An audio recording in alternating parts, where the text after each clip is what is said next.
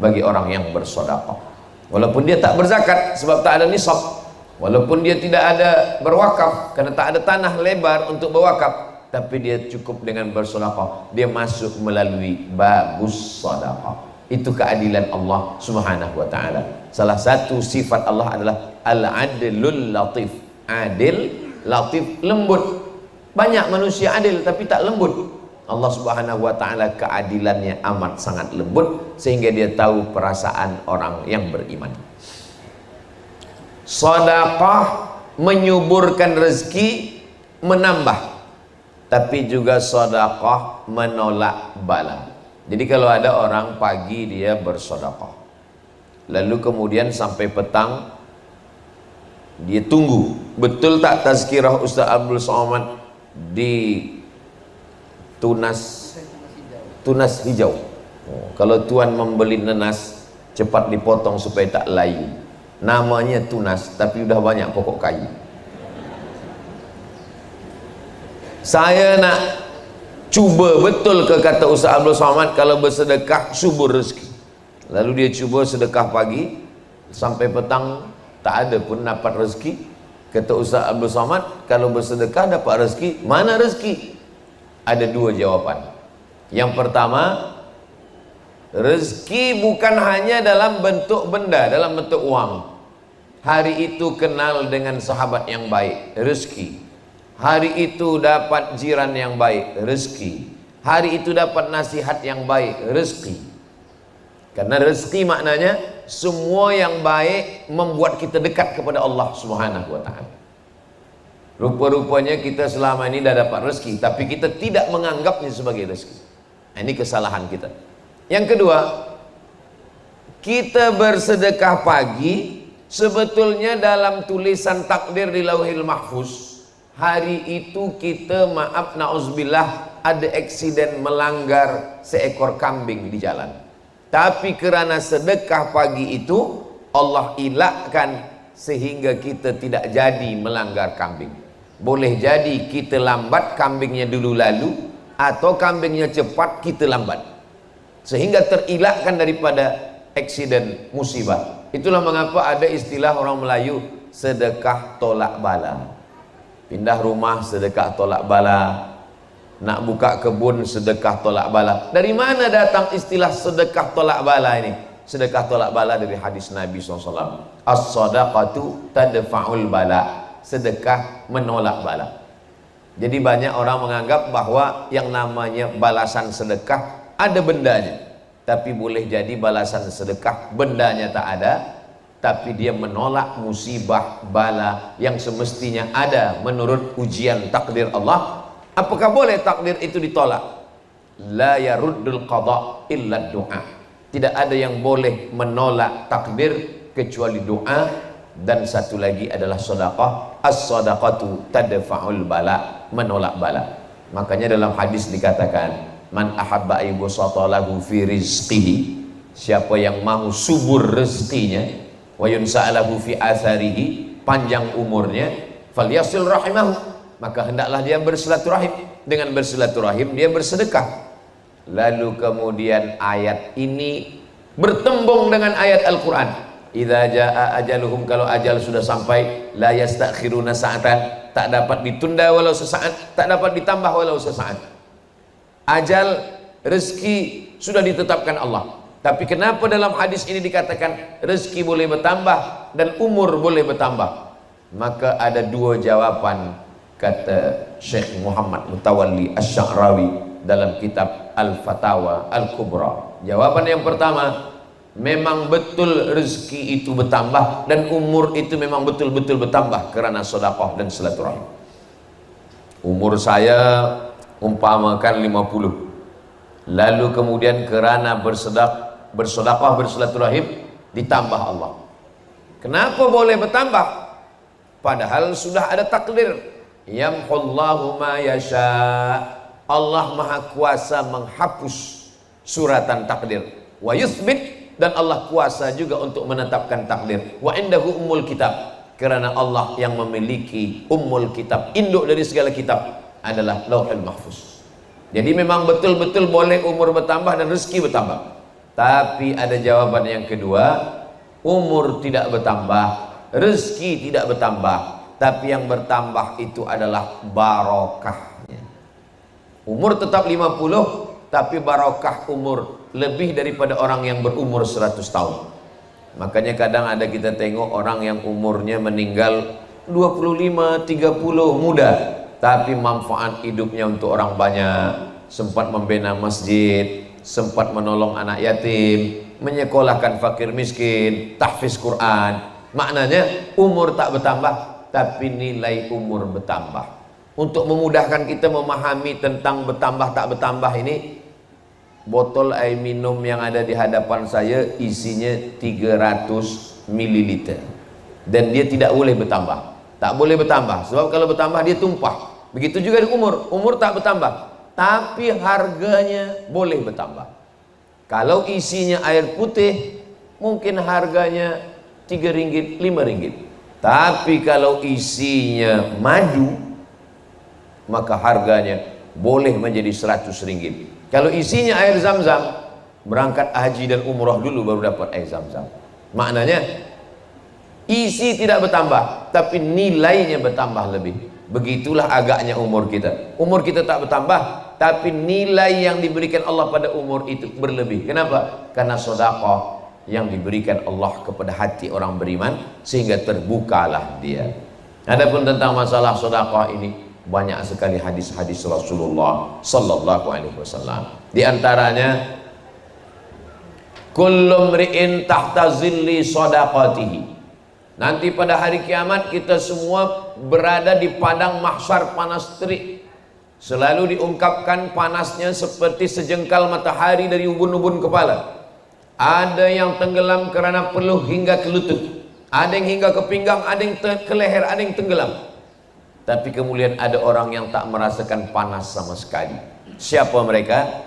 Kullu mri'in tahta zilli shadaqatihi. Orang akan bernaung di bawah naungan sedekah. Mudah-mudahan di Labuan kita tak terasa panas, di padang mahsyar pun tidak juga kepanasan insyaallah. Itu karena sedekah kita. Lalu kemudian bagaimana dengan sedekah? Sedekah ini kan ada yang banyak, ada yang sedikit. Begitu jugalah nanti di padang mahsyar, ada yang atapnya kuat kokoh, ada yang kurang kuat, ada yang ikhlas, ada yang kurang ikhlas. Kita husnuzan kepada Allah subhanahu wa ta'ala. Bagaimana? Pokok-pokok kayu semua tercabut. Wa takunul jibalu kal ihnil manfush. Gunung-gunung, bukit-bukit macam bulu kambing yang dihembus angin. Maka pokok kayu tak ada, rumah tak ada, kubah tak ada, semua tak ada, rata semuanya. Tapi ada orang yang mendapatkan naungan arasy Allah, itulah orang yang bersedekah. Lalu kemudian hadis lain pula mengatakan, apa dia? Dawu mardakum bis sadaqah. Obati orang yang sakit di antara kamu dengan bersedekah. Datanglah seorang yang sakit lama tak sihat, minta fatwa kepada seorang ulama ahli hadis namanya Imam Abdurrahman bin Mahdi. Wahai Imam Abdurrahman bin Mahdi, ya, saya minta fatwa kepada engkau tentang penyakit saya. Kamu sudah berobat? Sudah. Sudah pergi ke tabib? Sudah. Sudah makan minum madu habba sauda? Sudah. Kata Imam Abdurrahman bin Mahdi, saya teringat satu hadis. Dawu mardakum bis sadaqah. Engkau cari suatu kampung yang mereka susah mendapatkan air kering, buatkan perigi di sana. Kata orang yang sakit ini, apa hubungan perigi dengan sakit saya? Sebab saya pernah mendengar hadis dawu mardakum bis sadaqah. Obati orang yang sakit dengan sedekah. Saya tengok sedekah yang paling elok adalah memberikan air, maka engkau buatkan. Dia pun pergi membuatkan perigi, dia upahkan sebab dia sakit. Lalu selepas itu orang kampung minum. Lalu selepas minum orang kampung berdoa, ya Allah, orang yang membuatkan perigi ini berikanlah dia kesehatan, panjangkanlah umurnya. Maka menurut akal tak ada hubungan antara sakit dengan perigi. Tapi bagi orang yang bertauhid, yang sakit itu datangnya ujian dari Allah, yang berdoa setelah dapat air dari perigi juga berdoanya kepada Allah, bertemu doa. pada Allah Ta'ala. Innama amruhu idza arada syai'an ayyaqula lahu kun fayakun. Maka di antara ujian sakit, tidak ada orang yang sakit. Bezanya dulu kita menganggap penyakit itu sebagai laknat. Dalam Islam, penyakit adalah salah satu cara Allah menaikkan darjah, memberikan pahala sabar, memberikan pahala ridha, dan menghapuskan segala dosa. Mudah-mudahan yang sakit di antara kita diberikan Allah kesembuhan dan kesehatan. La yusibul mu'min min nasabin wala wasabin wala saqamin wala syaukin. Kalau ada penyakit, susah hati, kerisauan, sampai duri yang mencucuk tapak kaki, illa kafarallahu anhu biha sayyi'atuh. Allah Ta'ala mengampunkan, menghapuskan segala dosa dan kesilapannya. Begitulah Allah Subhanahu wa Ta'ala. Berikutnya juga bahwa sedekah itu menghubungkan kita dengan orang yang sudah lama mati, meninggal dunia. Ayah kita, ibu kita meninggal dia. Mereka tidak disebut di alam akhirat karena dunia belum kiamat. Tapi mereka juga tidak disebut dunia karena mereka sudah meninggal. Maka antara akhirat dengan dunia ada satu alam. Alam itu disebut dengan alam barzakh.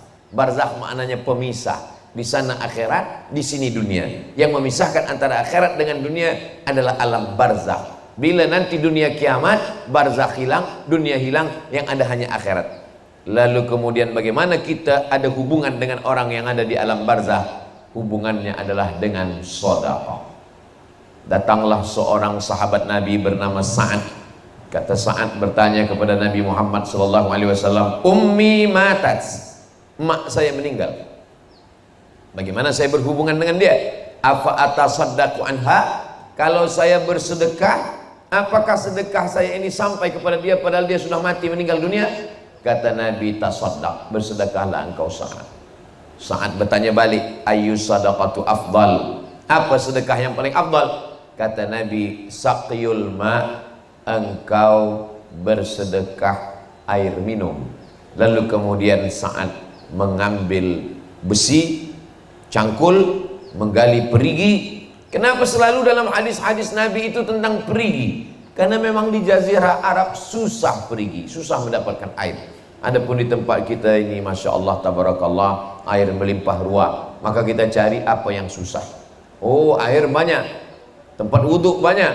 Yang susah itu adalah tempat sholat. Akhirnya dibuatkanlah surau Ummi Hadijah. Maka mudahlah orang sholat, 100 boleh, 200 boleh, sehingga orang yang lalu lalang susah mendapatkan orang berjalan.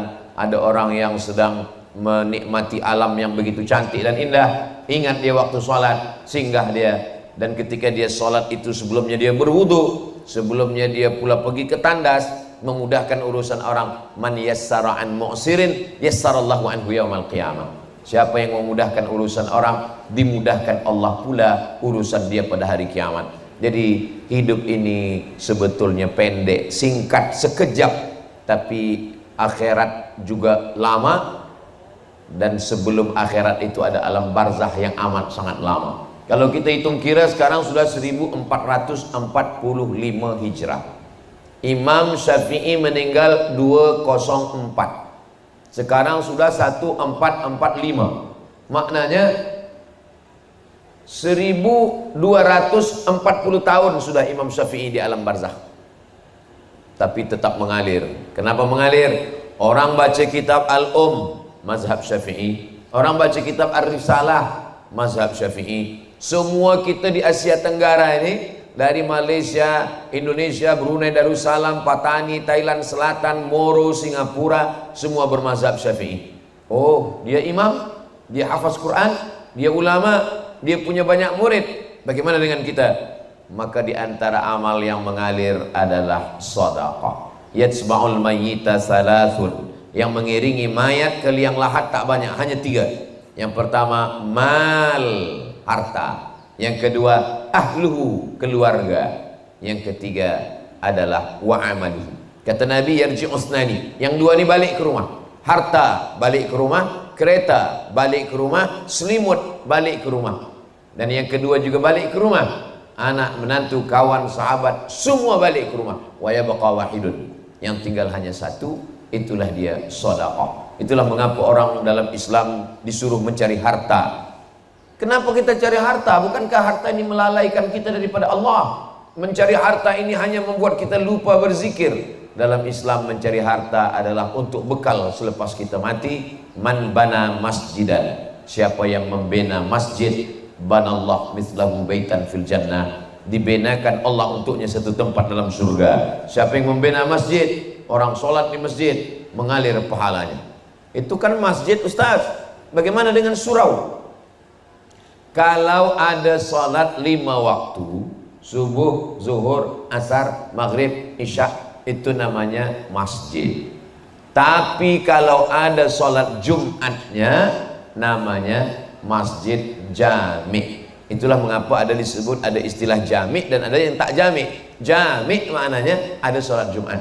Sedangkan masjid tak ada jami, hanya masjid tempat sholat 5 waktu, tak ada Jumat. Jami itu diambil dari kata jama'ah. Jum'ah, jami, berkumpul pada hari Jumat. Lalu bagaimana dengan surau? Surau ini sebenarnya masjid. Surau adalah bahasa kita, bahasa Melayu. Sehingga kalau kita masuk ke dalam surau, kita tetap niat iktikaf. Dan kalau masuk ke dalam surau, kita tetap sholat sunat tahiyatul masjid. Usolli sunnatan tahiyatul masjid, bukan tahiyatul surau.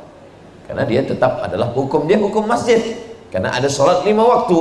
Dan kalau sampai sudah diwakafkan, diambil balik, al-aidu ila hibatihi, orang yang mengambil balik hibahnya, kal kalbil ladzi ya'udu ila qaihi, seperti seekor anjing yang menjilat muntahnya kembali, menjijikkan, kotor, najis. Begitulah Allah SWT memberikan ancaman yang amat sangat hebat tentang masalah surau. Biasa kalau di Sumatera, kampung halaman saya di Minangkabau, itu dipakai istilah surau. Sedangkan kalau di Jawa dipakai istilah langgar.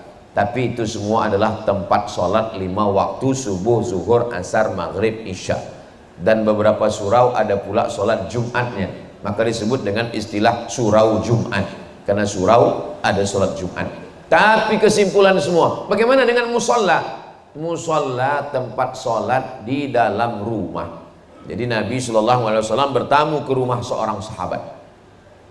Selepas makan, Nabi tanya, di mana engkau ingin saya sholat?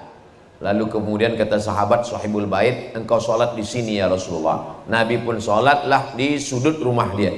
Tempat Nabi sujud itu mereka pakai juga untuk sujud, mengambil barakah bekas kening Nabi. Maka itulah ada istilah musalla al-bait, tempat sholat dalam rumah, tapi bukan untuk berjamaah, untuk sholat tahajud, untuk sholat duha. Adapun sholat subuh, zuhur, asar, maghrib, isya tetap di masjid. Tapi saya punya ibu, punya ayah di rumah, saya ingin mereka tak boleh ke masjid karena satu dan lain hal. Kita tetap lelaki sholat ke surau, ke masjid. Selepas kita sholat cepat kita balik, kita menjadi imam, mengimami mereka. Bolehkah sholat 2 kali? Ya. Sholat yang pertama itu fardu, sedangkan sholat yang kedua itu fadilah, mencari keutamaan, dan dia termasuk dalam golongan sunnah. Amat sangat baik untuk kita melaksanakan ini. Lelaki yang soleh sholatnya tetap di masjid, sedangkan lelaki yang sholat di rumah itu namanya lelaki solihah. Jadi kita ini, itulah beza lelaki dengan perempuan. Adapun perempuan sholat ke surau, sholat ke masjid, maka itu hukumnya mubah, boleh. Itulah kenapa dalam Masjid Nabawi ada namanya babun nisa. Bila kita menghadap ke arah kiblat, sebelah kanan ada babus salam, lalu kemudian sebelah kiri ada babul baqi, karena dia pintu mengarah ke baqi. Selepas babul baqi, babu Jibril, karena itu adalah pintu dulu kedatangan malaikat Jibril. Dan yang ketiga adalah babun nisa, karena itu tempat nisa masuk ke dalam sholat. Babun nisa ini bukan pintu yang baru, babun nisa pintu yang lama. Dulu pada masa Sayyidina Umar bin Khattab, bila ada seorang perempuan masuk melalui babun nisa dan ada lelaki yang masuk dari pintu yang sama, dia akan dihukum sebat, dicambuk. Kenapa? Karena tidak boleh bercampur pintu masuk antara lelaki dan perempuan. Jadi tentang ini adalah pintu yang baik. Tidak mungkin pintunya ada, orangnya tak ada. Ini menunjukkan bahwa perempuan sholat ke masjid dengan menjaga adab-adab, membawa anak, mendengarkan tazkirah, ada pembacaan surah Yasin, ada pembacaan tahtim tahlil, ada semua pelajaran yang boleh diambil daripada tuan guru, maka amat sangat baik, mengalirlah pahala amal jariah sampai hari kiamat. La yuhabu, tidak boleh dihibahkan, wala yurasu, tidak boleh diwariskan, wala yuba'u, tidak boleh diperjualbelikan, tidak boleh diambil keuntungan.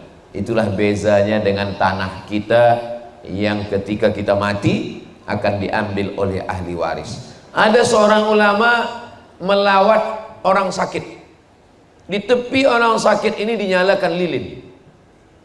Gelap malam, hidupkan lilin. Lalu kemudian orang yang sakit itu menghembuskan napas terakhir, meninggal dunia. Innalillahi wa inna ilaihi raji'un. Ulama yang ada di samping, begitu dia tengok sudah sakratul maut, nazak, mati, meninggal, dia terus hembus lilin yang hidup. Hadirin yang hadir terkejut.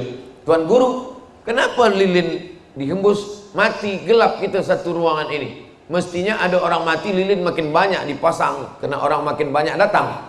Kata tuan guru, tadi waktu dia sakit, lilin ini halal kita pakai, karena lilin ini milik dia, dan dia tahu lilinnya hidup dipakai.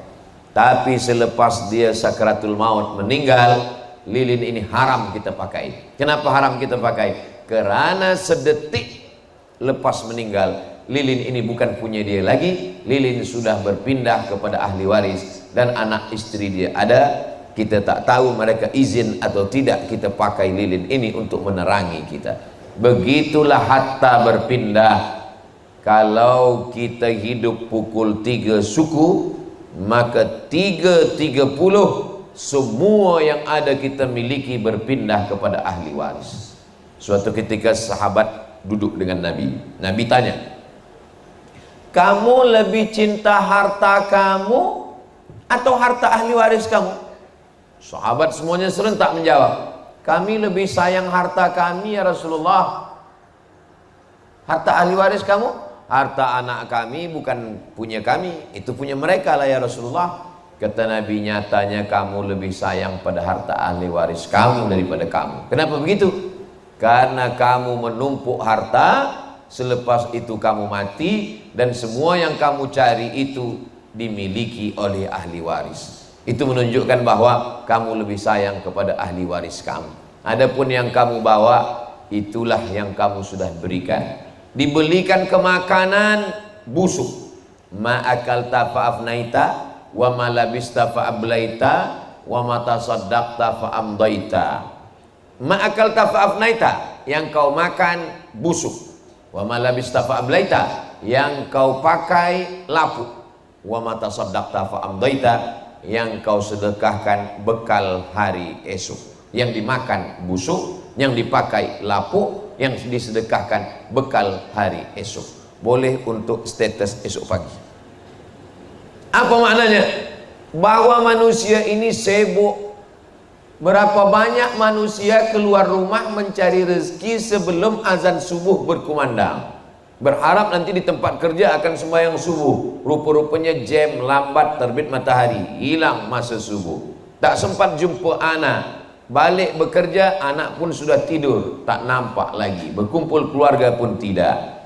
Lalu kemudian pukul siang zuhur, meeting, kumpul, bertemu, akhirnya juga tak sempat lagi sembahyang. Petang pun juga begitu. Nantilah sembahyang maghrib di rumah. Rupanya sampai di rumah pun sudah habis maghrib isya, letih, mengantuk, tertidur. Esok pagi berulang lagi.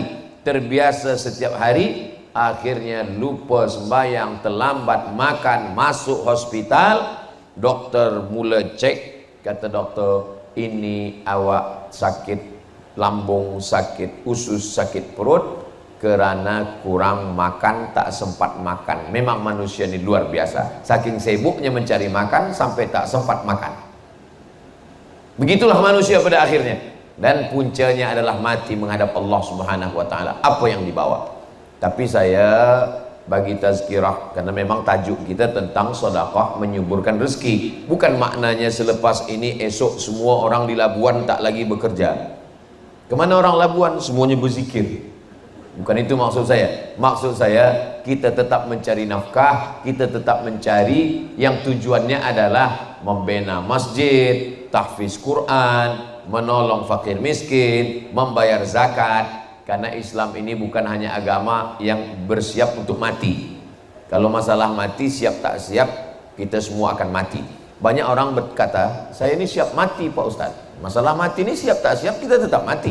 Dan malaikat tak pernah tanya ke sebelum dia cabut nyawa, dia tak tanya, awak dah siap mati ke belum? Yang kita perlu persiapkan itu bukan masalah mati.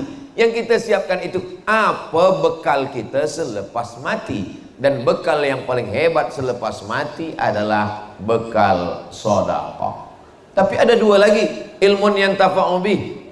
Kita bukan ulama, dan andai kita ulama, belum tentu ilmu kita ikhlas. Dan andai kita ikhlas, belum tentu diamalkan orang. Lalu kemudian anak yang soleh, belum tentu anak kita soleh. Masa kita hidup dia soleh, lepas kita mati dia tak soleh, maka satu-satunya harapan tinggal lagi satu, sedekah. Ilmu boleh jadi tak diamalkan orang, tapi sedekah masjid, mereka tak perlu berkata ila hadrati. Kalau Al-Fatihah ila hadrati fulan bin fulan, tapi masjid subuh, zuhur, asar, maghrib, isya, Jumat, tarawih, witir, tahajud, qiyamul lail, duha, tazkirah, pengajian, tahtim, tahlil, baca Quran, maka mengalir laki kita semua. Begitulah Allah Subhanahu wa ta'ala memberikan kebaikan-kebaikan melalui pintu-pintu yang salah satunya adalah pintu sedekah.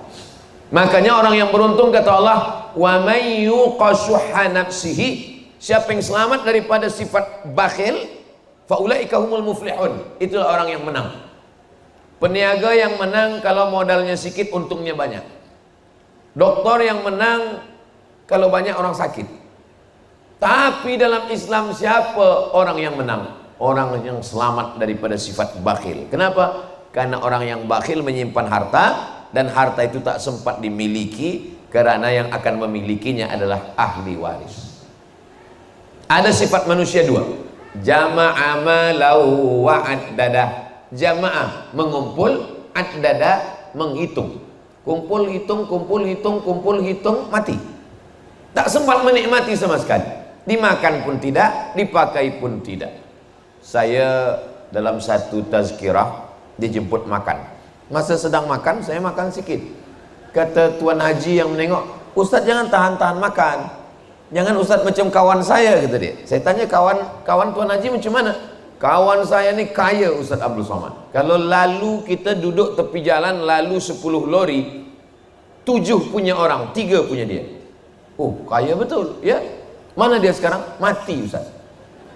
Dan tak sempat dinikmati. Ada sempat dia bina masjid surau, tak sempat Ustaz. Kenapa? Bakhil. Ustaz menceritakan aib orang lain, tak ada sebut nama. Kalau kita sebut nama orang baru tak boleh. Kita ambil iktibar pelajaran bahwa semua akan berakhir, yang kekal abadi adalah sedekah. Begitulah kita tengok semua orang-orang besar, yang pertama dia bina adalah masjid. Ketika Nabi sampai di Quba, Masjid Quba. Sampai di Madinah, Masjid Nabawi. Datang Amr bin As sampai ke Mesir, Masjid Amr bin As. Dan hampir semua raja-raja Melayu, sultan-sultan meninggalkan masjid. Kenapa? Mereka ingin mendapatkan amal jariah selepas menghadap Allah Subhanahu wa ta'ala. Ma la yudraku kulluh, la yutraku kulluh. Kalau tak boleh membina satu masjid, jangan tinggalkan semua. Mungkin kita tidak banyak yang boleh kita buat, maka jangan sampai kerana tak mampu membuat satu masjid lalu kita tinggalkan semua. Kalau boleh apa yang kita boleh buat, maka kita lakukan. Tapi Ustaz Abdul Somad tak ada ikut membina surau Ummi Hadijah. Saya tak ada ikut bina, saya ikut perasmiannya saja. Apa maknanya? Duduk bersama. Kalau dah selesai, ikut sembahyang, memakmurkan masjid. Innama ya'muru masajidallah. Orang yang memakmurkan masjid itu man amana billah wal yaumil akhir wa aqamas salah wa ataz zakah wa lam yakhsha illallah. Sifatnya 5. Beriman kepada Allah, beriman kepada hari akhirat, menegakkan salat, membayar zakat, wa lam yakhsha illallah. dan mereka hanya takut kepada Allah, tak takut fakir, tak takut susah, tak takut hilang harta, tak takut tak dapat pahala, karena keyakinan yang begitu kuat kepada Allah Subhanahu wa ta'ala. Lebih kurang 45 menit saya sampaikan tajuk kita pada petang hari ini. Mudah-mudahan menjadi bekal yang menyampaikan dan yang mendengar. Siapa yang paling mulia di antara kita? Yang paling ikhlas, yang paling takut kepada Allah Subhanahu wa ta'ala. Terima kasih. Wassalamualaikum warahmatullahi wabarakatuh. Terima kasih Al-Fadil Profesor Dr. Haji Abdul Somad yang telah menyampaikan ceramahnya pada petang ini, yaitu bertajuk Indahnya Infak Menyubur Rezeki. Tak sangka Al-Fadil Ustaz juga memang teror Al-Fadil. Saya nak jawab Al-Fadil Ustaz. Jawapannya begini Ustaz. Dia biasa hijau tanam nenas rapat-rapat. Terima kasih. Ceramah yang disampaikan oleh Al-Fadil Ustaz memang cukup penas. Semoga kita semua mendapat berkat. Masya Allah, barakallah, barakallah. Dan satu lagi pantun, Pulau Labuan tiada bukit, ada pun bukit tidaklah tinggi. Walaupun kesempatan bersama Al-Fadil Ustaz cuma sedikit, insya Allah di lain kesempatan kita berjumpa lagi. Baik, sebelum mari kita berakhir, seperti biasa kita dipikirkan dengan banyak soalan ini, tapi saya akan pilih dua saja. Dan soalan kepada Al-Fadil Ustaz, soalan yang pertama Ustaz, siapakah orang yang diberi keutamaan untuk kita berinfak, dan apakah nasihat Ustaz kepada orang yang takut untuk berinfak Ustaz? Ada seorang bersedekah, lalu kemudian malamnya dia dibagi tahu, kamu tadi siang bersedekah. Iya. Orang yang kamu bagi sedekah itu orang kaya. Oh, dia bukan orang susah, bukan orang kaya. Kemudian dia bagi tahu ke Nabi. Kata Nabi, orang yang kamu bagi kaya itu, mudah-mudahan dengan sedekahmu itu terbuka pintu hatinya untuk bersedekah pula. Jadi jangan berkecil hati kalau kita tersalah sedekah. Siangnya dia bersedekah, malamnya dia bagi tahu. Kamu tahu siapa yang kamu sedekah tadi? Tidak. Yang kami bagi sedekah itu dia adalah orang yang bakhil. Kata Nabi, orang yang kamu bagi bakhil tadi, dengan sedekah engkau, sihatlah dia daripada penyakit bakhil. Siangnya dia bersedekah, malamnya orang bagi tahu. Kamu tahu siapa yang kamu sedekah tadi? Tidak. Mohon maaf, dia pezina. Kata Nabi, orang yang kamu bagi tadi orang pezina, dengan sedekahmu maka berhentilah dia daripada perbuatan zina. Jadi kalau sudah terlepas pernah memberi sedekah, jangan menyesal dan jangan pula diminta balik. Adapun tentang yang paling baik kita bagi sedekah adalah ahwajun nas, siapa yang paling memerlukan, itulah yang kita bagi. Ada orang fakir, ada orang miskin, maka yang paling memerlukan fakir. Sebab kalau miskin dia masih ada harta tapi tak cukup, tapi kalau fakir tak ada sama sekali, maka kita bagi fakir. Ada fakir, sama-sama fakir, tapi yang satu fakir ni jiran kita, yang satu fakir ni tak jiran, kita bagi jiran. Kenapa? Karena dia ada hak jiran dekat dengan kita.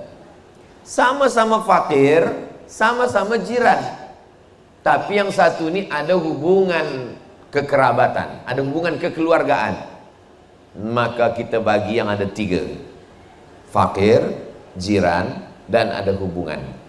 Itu kalau, tapi kalau banyak kita bagi semuanya. Begitulah Allah Subhanahu wa ta'ala memudahkan kita.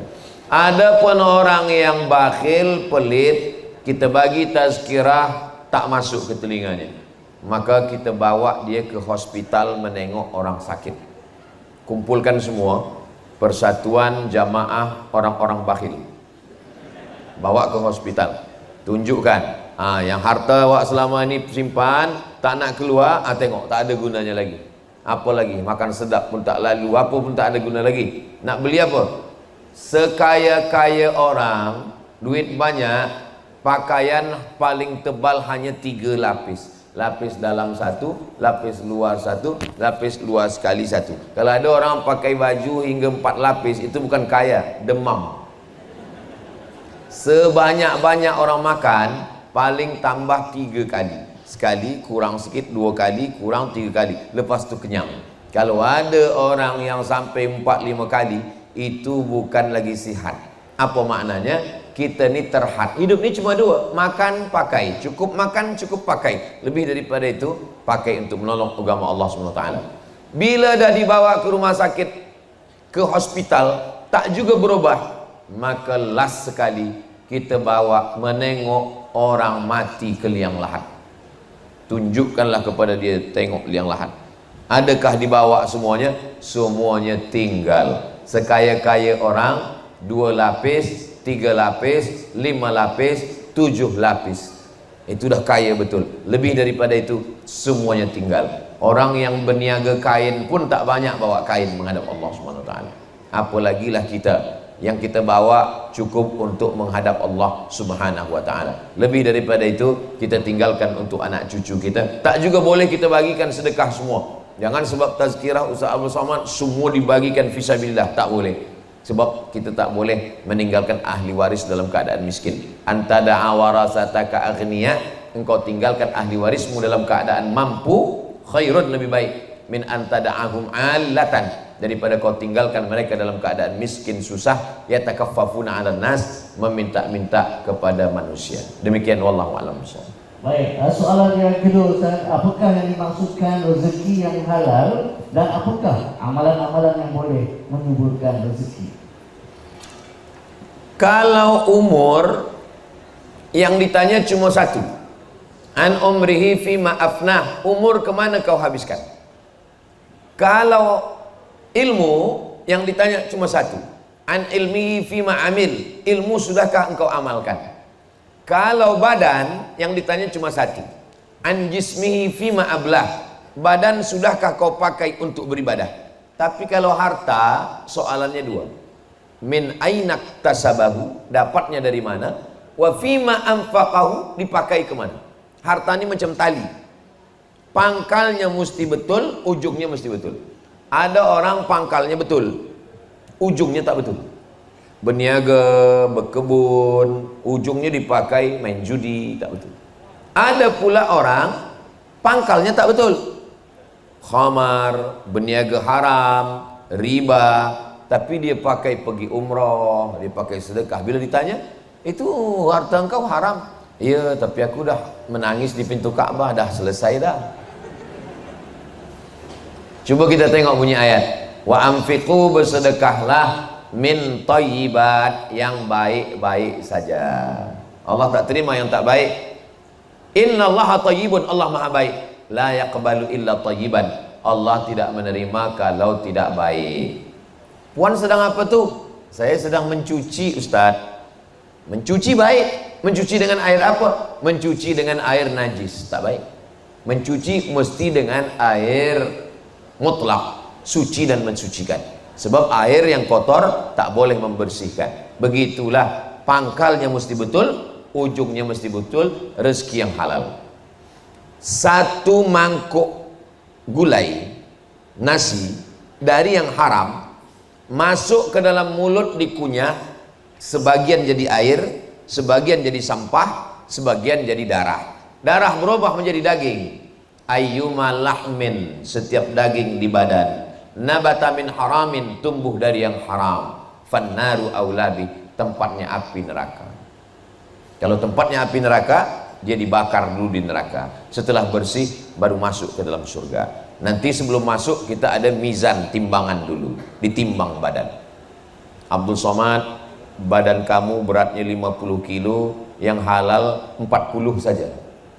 Macam mana kita mesti singgah neraka? Tiap hari kita berdoa, Allahumma ajirna minan nar wa qina azabannar, padahal badan kita makanan api neraka, dibakar dulu, na'udzubillah.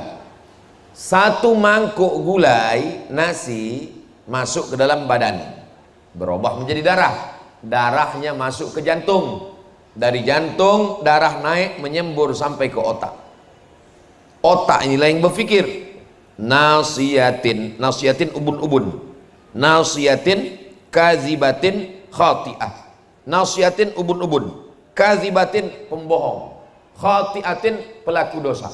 Yang berdosa tangan, yang berdosa kaki, yang berdosa mata, yang berdosa telinga, yang berdosa kemaluan. Kenapa yang disebut berdosa kepala? Karena otaklah yang memerintahkan mata, memerintahkan telinga, memerintahkan tangan, memerintahkan kemaluan, memerintahkan kaki. Semua order daripada pikiran.